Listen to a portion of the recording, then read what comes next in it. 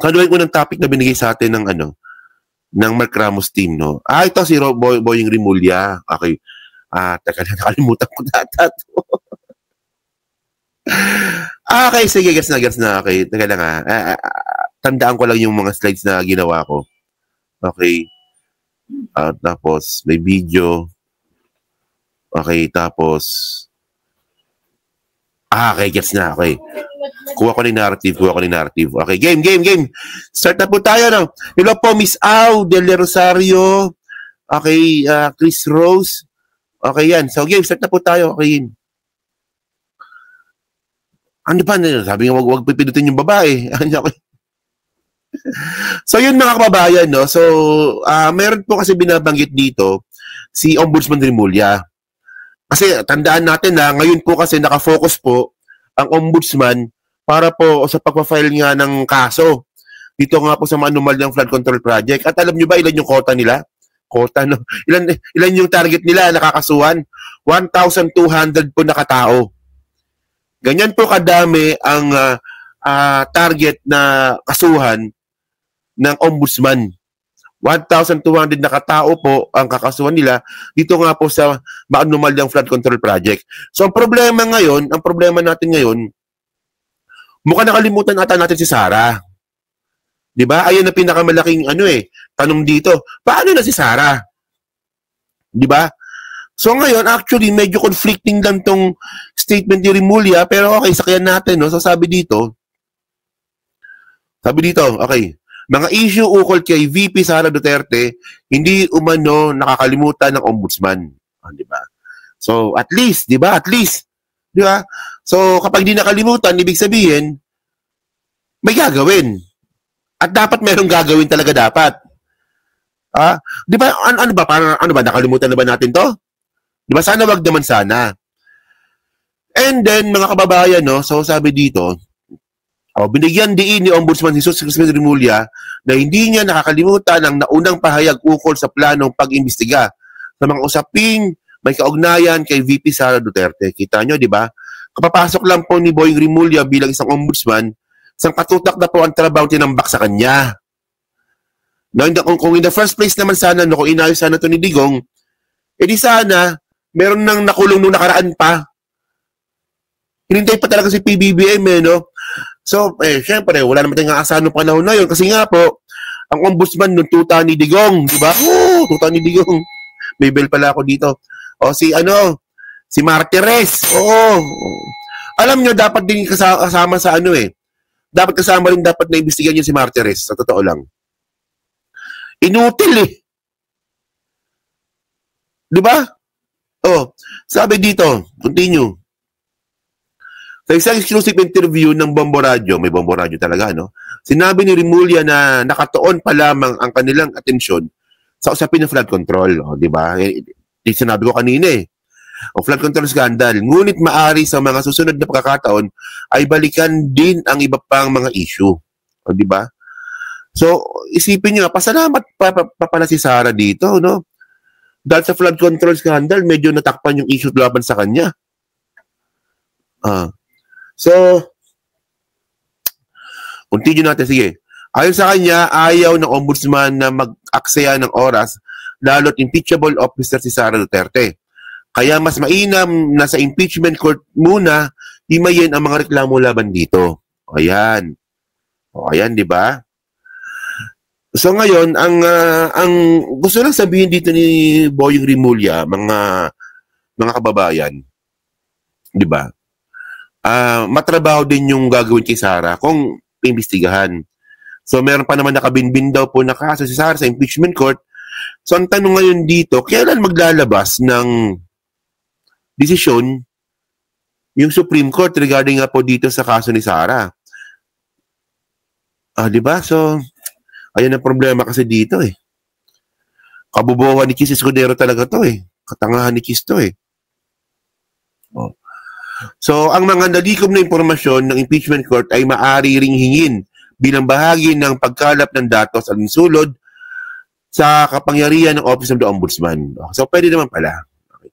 So, actually, para mas malinaw, may video dito. Dito natin para hindi tayo makapiright ng Bombo Radio. Yan, may video dito yan. So ito, panoorin natin itong statement nga po ni Boying. Hindi. Nalito na ako. Sorry, ito pala, video file pala.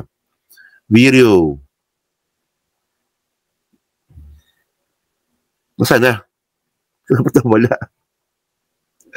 Teka lang, nawala. Alang yanan. Ayun, sige, game. Ito, whether or not she can be sued, whether or not she has immunity from suit. And the second issue here is what do we do with the previous impeachment complaint file that was archived by the Senate. So yung immunity from suit is an issue that has to be looked upon. So because we will not waste time, we do not want to waste time investigating somebody who's immune from suit, di ba? Practical lang yan. Pero ang pangalawa kasi, yung impeachment complaint na naka-archive sa Senate, papadala sa amin yan. Ipapadala rin sa amin yan for our evaluation. Isa lang naman ang nakikita kong pwedeng gawin dyan eh. We tell the House, you have two options. Investigate it again in the Committee on Justice, or... So ito problema. Okay, sige. So sabi nga po ni Boying Rimulya, pwede daw itong imbestigahan ulit at posible mag-file ulit ng impeachment complaint. Ang tanong dito, yung political will ba na meron si Martin Romualdez nung siya yung House Speaker, ganun din ba yung political will ni Bogie D, yung bagong speaker ngayon, para nga po ipa-impeach si Sara? Di ba tandaan natin yung nag-push po talaga ng impeachment kay Sara, si Martin. So, magiging priority ba ni Bogie D, ni Speaker Bogie D, itong impeachment ni Sara? Hindi ko alam. Ano ba priorities pala ni Bogie D? Ewan ko lang. Ano ba priorities doon? Kasi, nung si Martin Romualdez, mga kababayan, yung House Speaker, nakita natin yung priorities niya eh. Suportahan yung presidente, lalo na yung mga proposed bill, no? Yung mga priority bills na po ng presidente, 100% po nila nagawa yun. Yung Quadcom, yung Tricom, di ba? Tapos, impeachment ni Sara. Kay Bogie D, wala talaga, no? Well, sabi daw mabait. Well, mabait lang. Hanggang dun lang yun. Constitute your team and file a motion with the Senate to constitute itself as an impeachment court to hear and to unarchive the case that was archived there. Kasi nga, if it can be archived, it can be unarchived, Dennis. So that is the practical solution there. Ayan So actually, mga babayan, no, kasi ang point natin dito, no, dapat naman talaga wag nang kalimutan itong mga kaso ni Sara. Kasi ito pero alam nyo, lahat ng problema na nangyayari po ngayon na destabilization, lahat po yan, nagsimula po yan kay Sara talaga. Si Sara Duterte po punot dulo niyan. Tignan nyo to pakita ko sa inyo to. Saan ba tayo? Ba't ganito to? Wait lang Narito talaga ako. Share screen pala. Share screen pag dito. Okay. Yan. So, tandaan natin mga kababayan ito kasi may bali-balita na ganito. Yan. Sara Duterte dismissed reports she's funding destabilization plot. Sabi niya dito. Yan. Okay. So, alam niyo mga kababayan po, lahat po ng kaguluhan na nangyayari po ngayon sa PBBM admin, na si Sara Duterte po talaga punot dulo niyan. Kasi kung in the first place, kung in-impeach nyo na yan sa simula pa lang, wala na pong destabilization na mangyayari. Tama, di ba? Kung sa simula pa lang, sinuportahan na sana yung impeachment laban kay Sara. So wala na pinaglalaban sana yung mga DDS kasi in the point, no, pag si Sara po na-impeach, wala na rin pong dahilan ng mga DDS para gumawa po ng destabilization rally.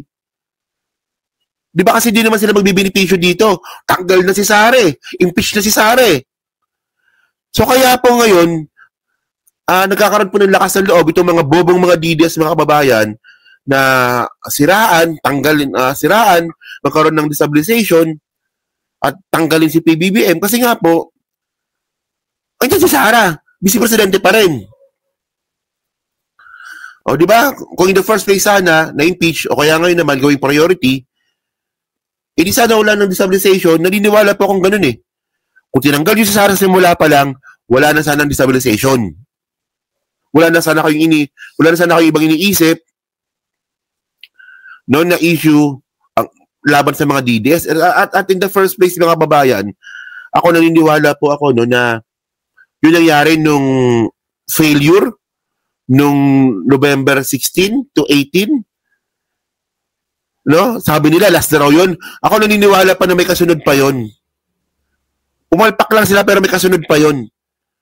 Hindi po titigil yung mga yan hanggat hindi po napapali si PBBM. Kasi tandaan natin, ang pinoprotektahan nila dito, yung mga makukulong ng mga politiko. Na dito nga po sa flood control scandal. Di ba?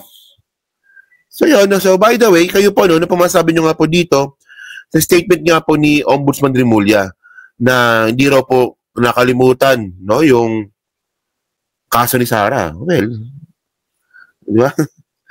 So yun, so pa-comment na po sa baba at binabasa po ni Mark Ramos yung mga comment po ninyo, no? Okay, grupo talaga nila, oh, di ba? Tama, di ba? Oh.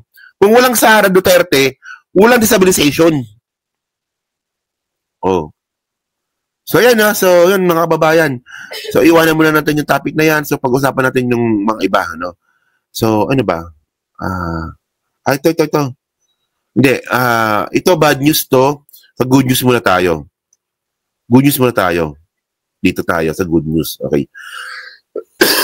Excuse me. Actually, na-topic ko na to kanina eh. Sa channel ko, nag-upload ako ng video. Ito rin yung topic ko. Pero pag-usapan ulit natin. Okay? So, hello po kay Joel. Hello po. Kay Waray Music. Hello po, no? Tapos, ano ba yan? Ganyan yan. Hello po kay Jerby Abad. Oo. Okay, si Lone Drifter. Yan. Okay, game. Pag-usapan natin ito. No? Okay, game. So, yun mga kababayan, no? Meron tayong good news ngayon dito. Okay. So, sa wakas, no? Sa wakas, may na-aresto na at may nakulong na. Oo. Ngayon, ang sakit ng mga mata ng mga bobong mga DDS ngayon. Kasi nga po, tinupad na naman po ni Presidente Bongbong Marcos yung pangako niya na may makukulong. Kasi tandaan nyo ito, ano to eh. Yung issue po ng flood control scandal, non-bailable case po ito. So pag na-aresto, kulong habang dinilitis po yung kaso. Ngayon, syempre, sabi ng mga bobong mga DDS, bakit ayan lang yung hinuli? Bakit engineer lang? Nasaan si Martin Romualdez? Nasaan si Chis Escudero? Alam niyo mga kababayan, tawag po yan katangahan.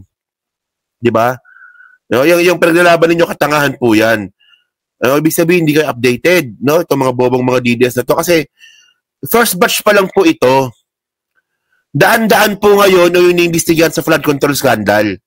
So ito, isa pa lang ito. Sa daan-daan o libo-libo nga pong anomalya ng flood control scandal, may naresto na po at isang kaso pa lang po ito. Yung sa Mindoro pa lang ito. So tingnan niyo kung gaano kadami yung arestuhin nila. Sa isang kaso lang mga kababayan, merong 18 taong involved. So paano kung daan-daan o libo-libo pa yan? Di ba? So napakadami pong arestuhin talaga.